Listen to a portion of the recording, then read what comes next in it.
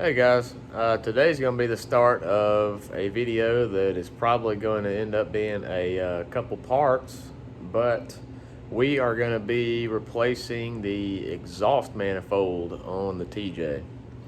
For a while now, it's had a little bit of just kind of a mix between an airy hissing sound and probably kind of a ticking sound, especially when you lay on the throttle.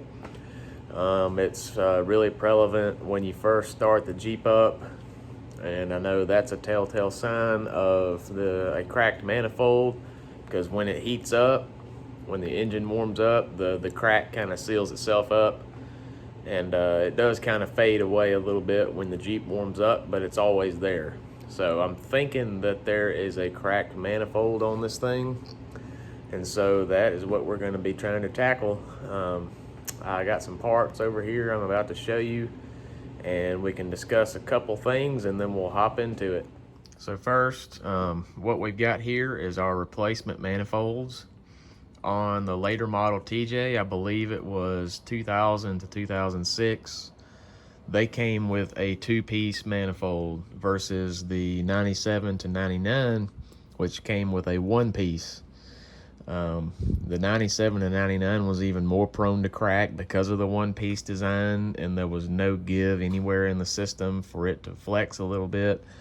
And so most of the aftermarket kits that you'll get for the early model TJ come with, it looks like a little accordion, but it's a little flexible piece on each of these sides of the engine here that allow just the smallest amount of flex in this stuff, to where it's not, at least the theory is, it's not supposed to crack.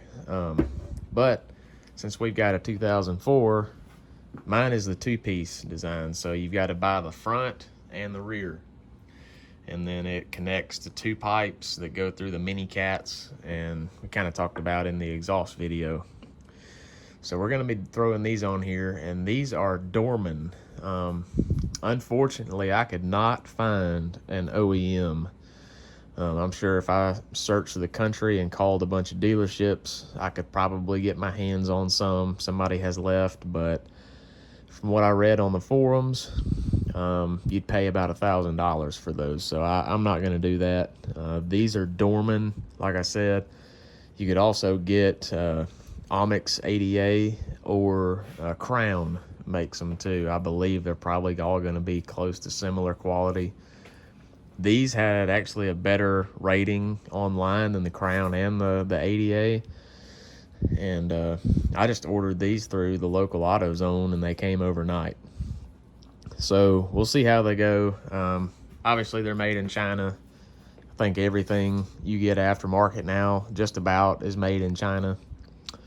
But I wanted to go back to the cast iron design, no matter what brand I got, just because I've heard such bad things about the stainless steel header style. So go over here, I've got something interesting. The later TJs were not prone to crack near as bad as the 97 and 99, but if you look in here, this is our current manifold right here. It's just one end of it, the front side. Most stock manifolds are cast iron. That is not cast iron. That appears to be stainless steel. And then I know you're not going to be able to see this, but if you come under here, there it is running underneath the intake manifold, and there's a stamp on there that says Borla. So I didn't notice that until the other day.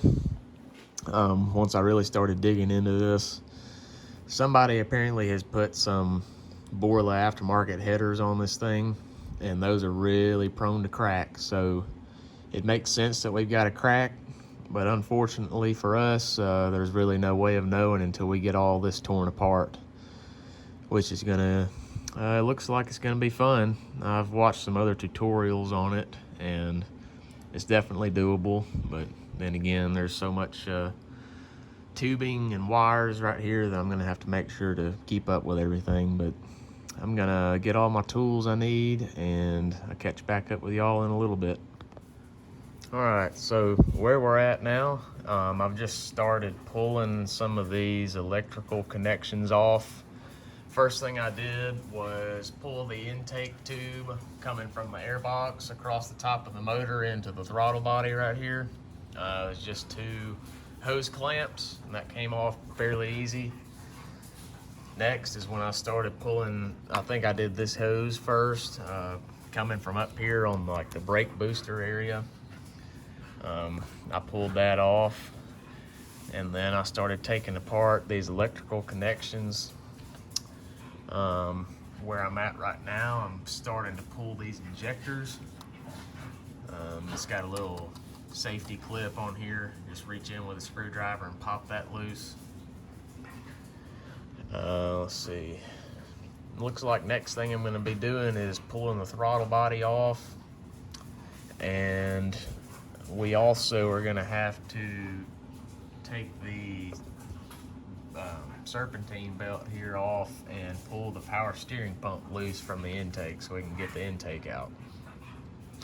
But I'm going through numbering everything. You see a 2 here matches 2 here. That's just so nothing gets mixed up going back on.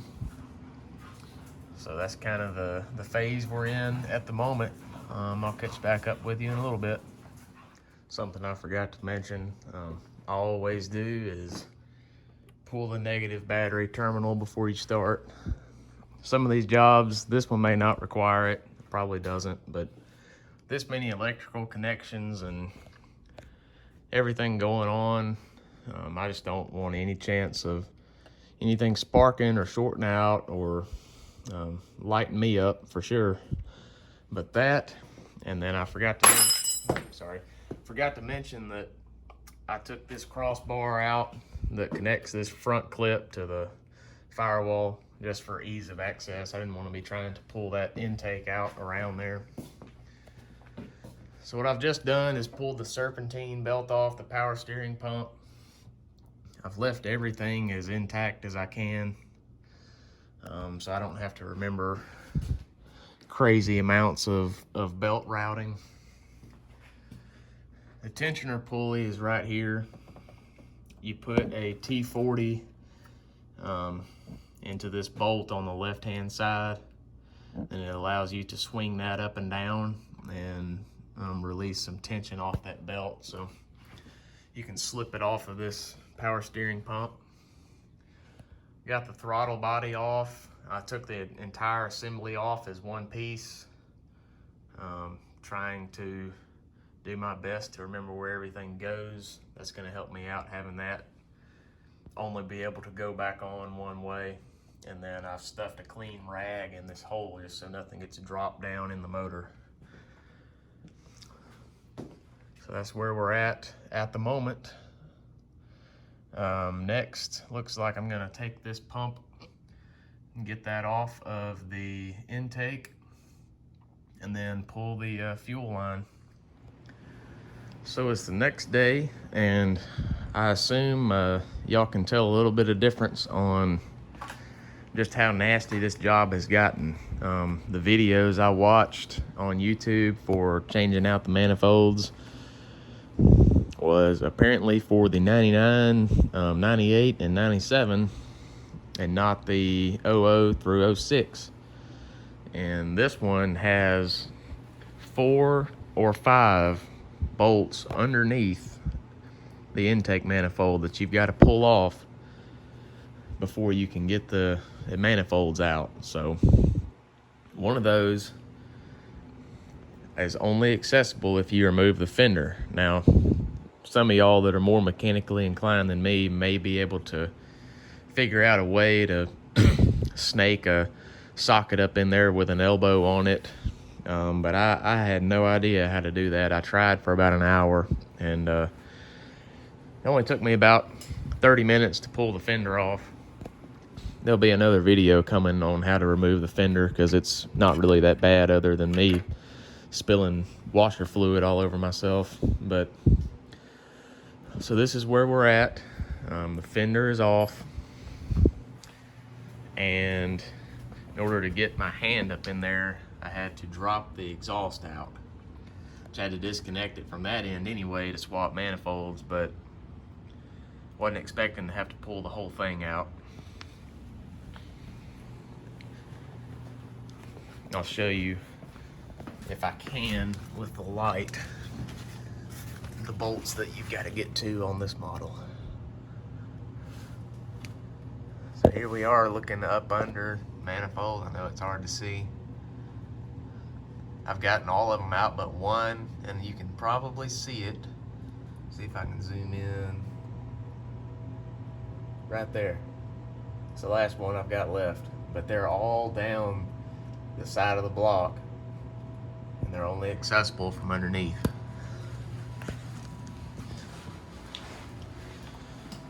So the hope is in the next few minutes to have this intake off. I believe I've got everything out of the way up here that needs to move, and so see if I can get this thing out of here. We've got the intake off. Got it over here doing some cleanup, just with some brake clean and a gasket scraper.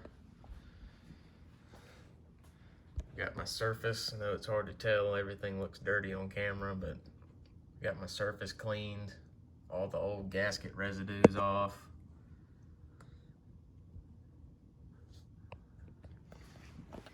So what we're gonna do now, come over here, I've got a new intake exhaust manifold from Pro. The one that came with the kit with the new exhaust manifolds just didn't look too hot. So I ordered a Pro.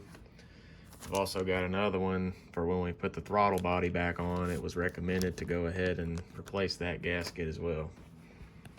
So we're about to throw the gasket on, and then we'll start getting these new manifolds bolted up. All right, we got the new exhaust manifolds bolted up. There's our new gasket, and of course right here where I already chipped it up, well, that's on the outside, so it doesn't matter. You see it in there. You got the cast iron versus the steel. These do not appear to be cracked, but we still went ahead and swapped them just in case I'm not seeing it. I hate to take Borla off, but stainless steel on these supposedly cracks easier. So we're gonna run with the cast iron. I would hate to have gone through all this and have the whole Jeep apart and put it back together and have it still leaking. So we went ahead and put the cast iron ones on, and like I said, a new Pro gasket. There was a bolt missing on the bottom when I pulled all these off, so I'm thinking that that was partially the reason it was leaking. So we'll see once we get it all thrown back together.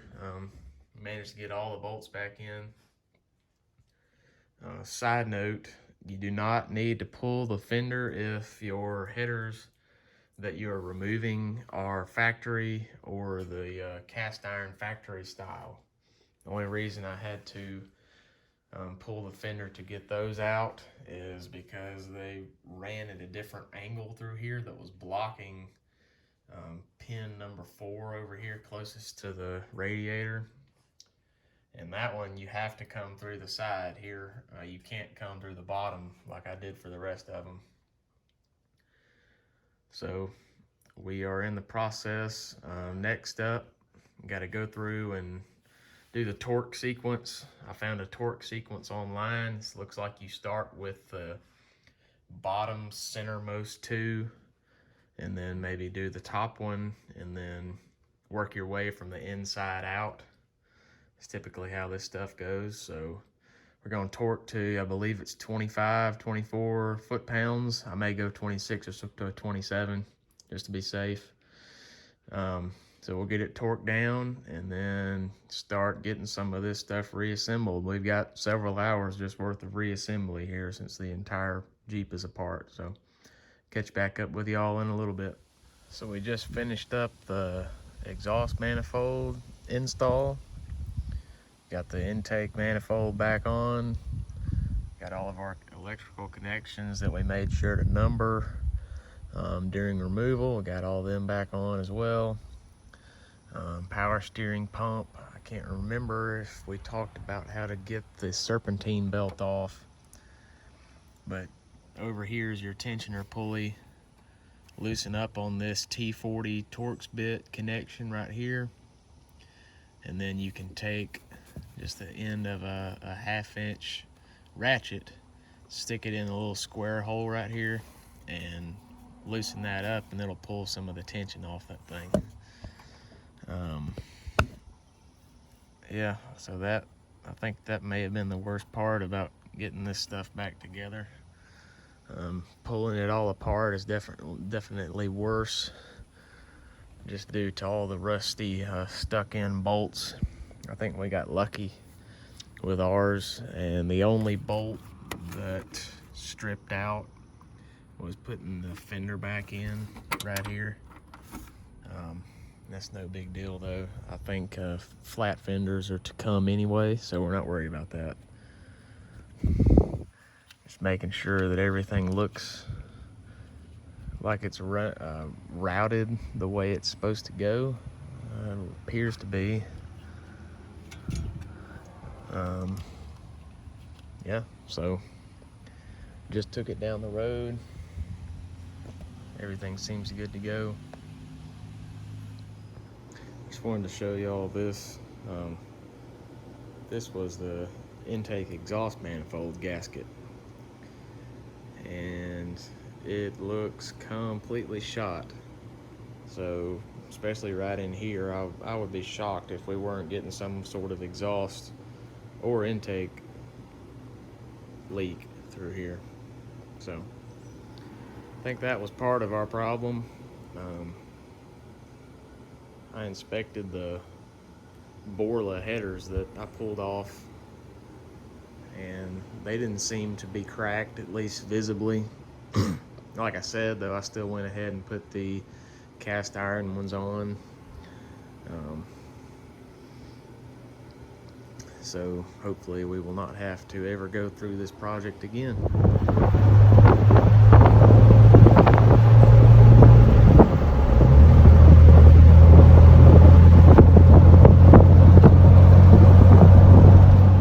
About to give it a wash. So that wraps us up for this one.